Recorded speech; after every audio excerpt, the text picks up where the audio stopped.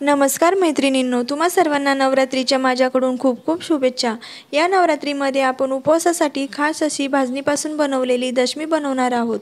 ही दशमी अगदी ज्वारीच्या भाकरीप्रमाणे बनते आणि उपवासात खूप पौष्टिक तसे स्वादिष्ट लागते. चला तर रेसिपीला सुरुवात करूया. इथं दशमी बनवण्यासाठी मी भाजणीचे पीठ घेणार आहे.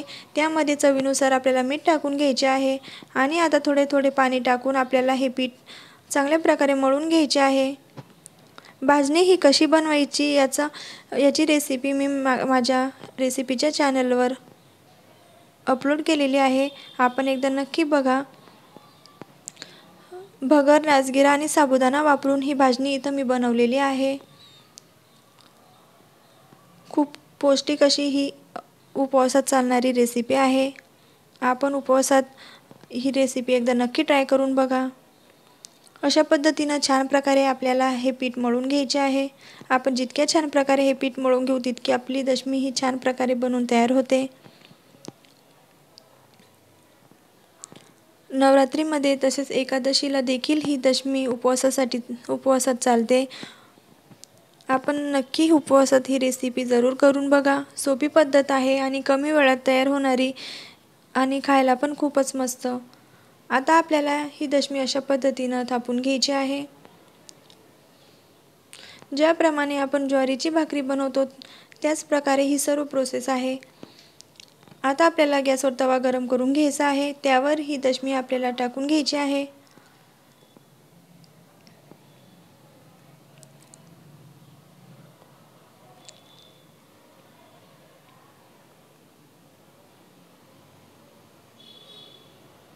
वरतून आपल्याला पाण्याचा हात लावून घ्यायचा आहे. दशमीची एक बाजू शेकली की आपल्याला दुसरी बाजू पण शेकून घ्यायची आहे.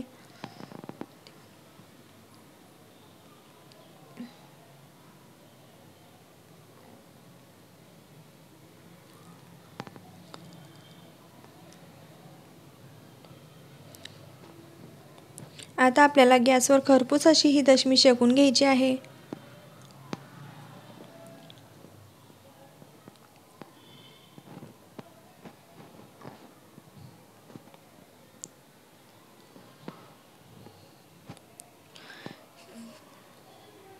आपण बघू शकता छान प्रकारे पांढरी शुभ्र अशी आपली दशमी इथं बनून तयार झालेली आहे.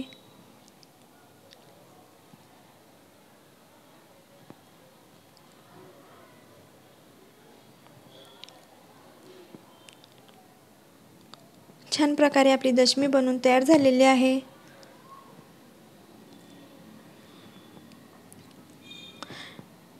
आपण ही दशमी बटाट्याच्या भाजीसोबत सर्व करू शकतो. इथं उपवासात चालणारी अशी भाजी इथं मी बटाट्याची बनवलेली आहे.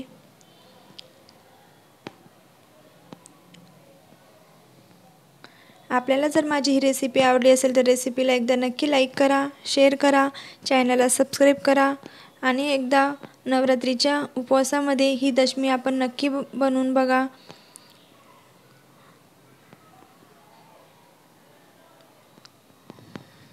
अगदी सोपी पद्धत आहे, तसेच कमी वेळात तयार होणारी आहे आणि खायला पण खूपच मस्त आहे.